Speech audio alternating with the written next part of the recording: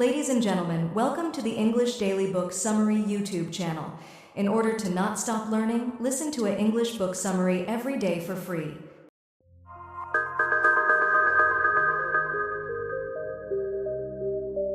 John Kay, The Corporation in the 21st Century. Why almost everything we are told about business is wrong. We used to make things in this country. A dock worker grumbles in HBO's gritty drama, The Wire. It's a complaint shared by millions of disgruntled voters in the West's multiplying rust belts. From Pennsylvania's steel mills to Yorkshire's coal mines and Turin's car factories, many once iconic industrial hubs have gone silent. The blame for lost jobs and crumbling regional identities is often pinned on offshoring. But the Asian countries that profited from the global division of labor now have rust belts of their own. While globalization partly accounts for painful economic dislocations in Pittsburgh, Yorkshire, or Turin, there's another factor in play: the dematerialization of economic life. Today's leading companies, the corporations that will dominate the 21st century, aren't like the capitalists who built the industrial age's factories and assembly lines. Their business model doesn't require them to own capital, like Amazon, which doesn't even own the server farms on which its most valuable product relies. They buy capital as a service. Even the things they do make are mostly vessels.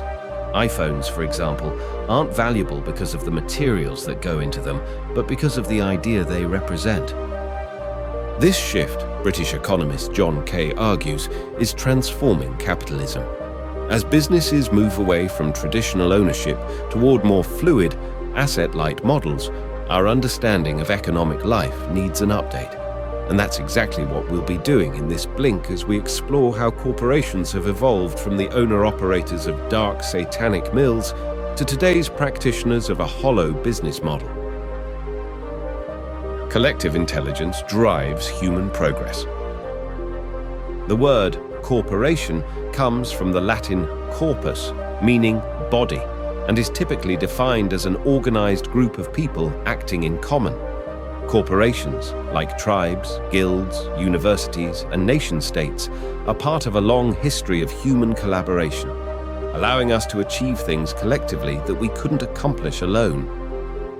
The power of collective knowledge is evident in many areas of life. Take Wikipedia, for example. One person might know a lot about butterflies, but little about bridges, while a civil engineer may be well versed in structures, but clueless about Turkish grammar or tort law. Wikipedia thrives because a group's combined knowledge far exceeds that of any individual, one of the key benefits of collective knowledge. At its core, this is about efficiency, many hands making light work. But collective effort goes beyond just pooling information. When shared knowledge is transformed into problem-solving capabilities, it becomes collective intelligence, the driving force behind innovation and progress. Consider the history of running. For thousands of years, human speed barely changed. Then, in the 20th century, records started shattering. The first Olympic marathon winner in 1896 took just under 3 hours to complete 25 miles. By 2019, Eliud Kipchoge ran 26 miles in under 2 hours. At the New York City Marathon today, it's not unusual for 2,000 or more runners to finish in times that would have won gold in 1896. What explains this dramatic progress? One key factor is that we now know much more about running, but two other forces also played a role. First, the rise of a commercial market for running fueled investment, encouraged specialization, and expanded participation. What was once an amateur pursuit for European men evolved into a global professional sport dominated by East and West African athletes. Kipchoge, a Kenyan who wears American running shoes and consults Dutch sports scientists, embodies this transformation. Second, competition fostered cooperation. Organizing marathons, let alone the Olympics, requires massive coordination, drawing together organizers, sponsors, scientists, and athletes. This infrastructure enables runners like Kipchoge to turn shared knowledge into new capabilities. That, in short, is how humans got faster. But it's not just running. Collective intelligence also explains how we got better at, well, pretty much everything. The division of labor harnesses collective intelligence. It's impossible to tell the story of humanity's progress over the last 2 centuries without talking about capitalism. And once you start doing that, it's impossible to avoid the name of a famous Scottish economist, Adam Smith. Capitalism was still in its infancy when Smith began analyzing it in the 18th century, but he intuited its revolutionary future. In a famous passage, he invites us to take a tour of a pin factory. The manufacture of this common household item, he promises, will unravel the secret of the wealth of nations. We look on as one man draws out a length of wire and a second cuts it. A third points it, a fourth grinds it. Adding the head requires 3 more workers, and wrapping the finished pin in paper is a trade in itself. This, Smith tells us, is the division of labor. The production process has been broken down into specialized tasks. The artisan, with his encyclopedic knowledge of pin making, has been replaced by a dozen workers who each know one specific thing about it. The whole is greater than the sum of its parts. Collectively, a dozen comparatively unskilled laborers can outproduce the most skilled craftsmen by orders of magnitude. Smith tells us why. Workers who perform the same job all day achieve greater dexterity, and time is no longer wasted moving between workbenches. But it's the elimination of redundancy that changes everything. When the entire work of pin making is in the hands of a single artisan, the factory has to hire someone sufficiently skilled to perform the most difficult tasks. This master craftsman thus spends a portion of his day doing menial work that could just as well have been done by an apprentice. Dividing the production process does away with this inefficiency. Skilled hands are hired for complex work, unskilled workers for the rest. The factory now purchases the precise quantity and quality of labor it needs for each stage of the pin-making process. Smith's factory is an assemblage of parts, each with its own specialized role, yet cooperating in pursuit of a common goal. The biological equivalent would be the human body, an assemblage of limbs, organs, and faculties organized into coherence by the brain. As we'll see, in economic life, the corporation, the entity running the pin factory, plays an analogous role. It's the seat of the collective intelligence ensuring the combination and coordination of parts. Some of today's most successful products are assemblages. There's a term for someone who combines and coordinates. Entrepreneur, a French word that literally means to take between. It referred to the organizer of a particular kind of assemblage, the manager of theatre productions, before taking on the wider meaning it has today. Entrepreneurship in the original sense of combining and coordinating is the secret sauce in one of our era's most iconic products, the smartphone. There's little this device can do that we couldn't do before Steve Jobs unveiled Apple's iPhone in 2007. We had telephone booths to make calls when we were out and about, and regular cameras to take pictures. We opened emails on desktop computers, called specific numbers to order taxis, and watched the weather forecast to see if it was going to rain tomorrow. But the smartphone combines all these functions in a device that fits in your pocket. That's what makes Apple so profitable. It has a knack for creating highly desirable assemblages that are more valuable than the sum of their parts. Then there's Airbus, an aerospace corporation that makes what is arguably the most complex mass-manufactured product on the planet, the civil aircraft. Airbus's production process practices the division of labor on a continental scale. Every part of its flagship airliner, the Airbus A350, is manufactured by a specialist. The engines are English-made, the wings are built in Wales, the vertical stabilizers come from Germany, the fuselage is welded in Spain. The only part of the production process that occurs anywhere near the corporation's headquarters in Toulouse, France, is the final assembly. The plane that finally rolls off that assembly line is extraordinarily complex. We can imagine an 18th century apprentice mastering the craft of artisanal pin making within a decade. We know that it took the Wright brothers around 7 years to get a prototype of their plane off the ground, but 2 lifetimes wouldn't be enough to learn what you'd need to know to put together an Airbus A350. Assembling one of these jets requires the combined and coordinated efforts of some 10,000 people dotted around half a dozen countries. In other words, it's collective intelligence, not individual genius, that keeps these planes airborne. Capital used to be tangible, but that's changing. So far, we've talked about capitalism without mentioning ownership. That concept inevitably brings up the name of another famous economist, Karl Marx. For Marx, capitalism is all about ownership of the things humans make in order to make other things. The means of production, as he calls them. That includes tools, looms, assembly lines, and pin factories. If you don't own capital or land, you have to work for the people who do, the capitalists.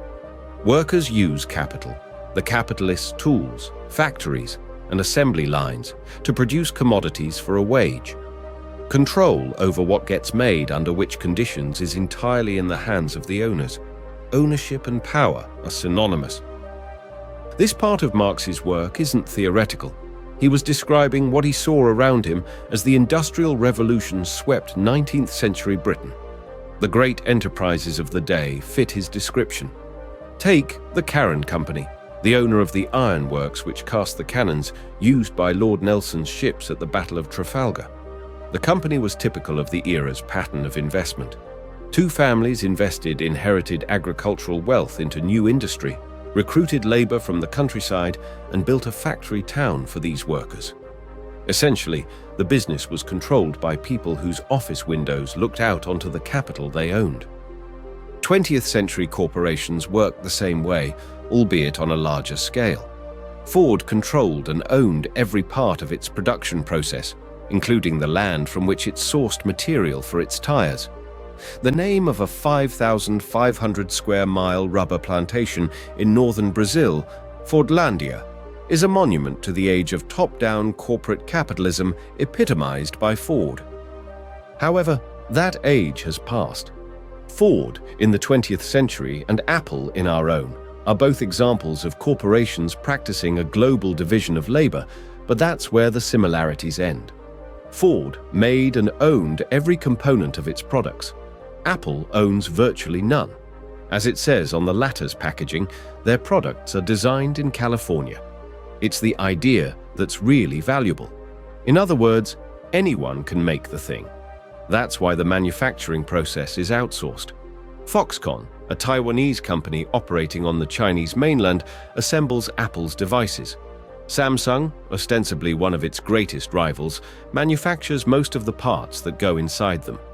As we'll see, this kind of separation of control from ownership is likely to be one of the defining features of 21st century corporations.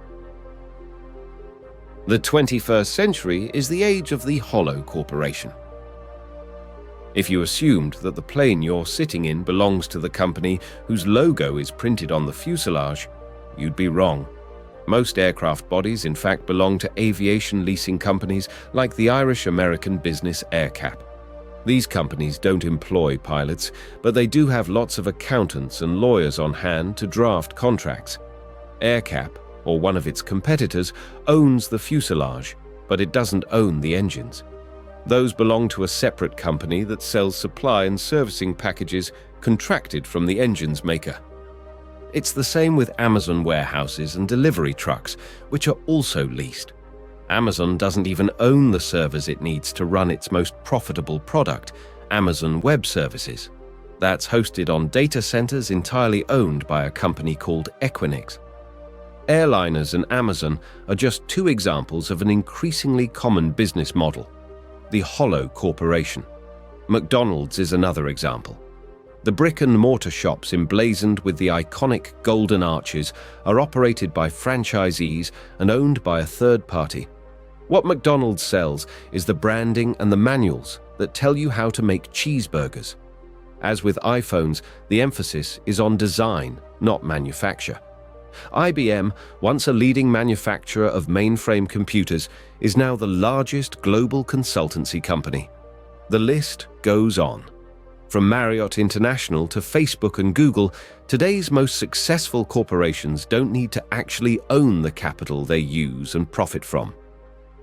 What this suggests is that the nature of capital has changed. It's not the means of production Marx had in mind. Really, it's a service. Hollow corporations buy it in the same way they buy accounting services or mineral water for their offices. The upshot is that power no longer flows from the ownership of capital. The linkage between personal wealth, tangible capital, and control of business we saw in the case of the Carron Iron Works no longer holds. Today, control of business creates personal wealth. That, in short, is the story of a Jeff Bezos or an Elon Musk.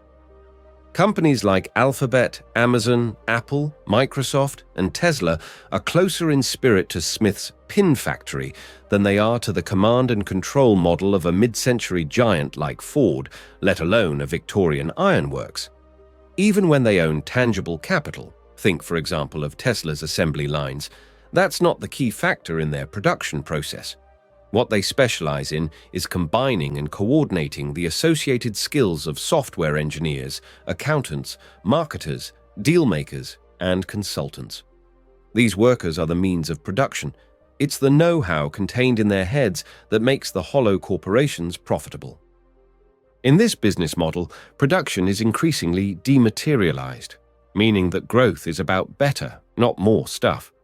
Back in Smith's day, a couple of pounds of pins would have cost the equivalent of around $11. 2 pounds of Pfizer vaccine, by contrast, will set you back around $500,000. That's an extreme example, but it's an illustrative one. The value of products increasingly resides in the collective intelligence that goes into them, not the raw materials.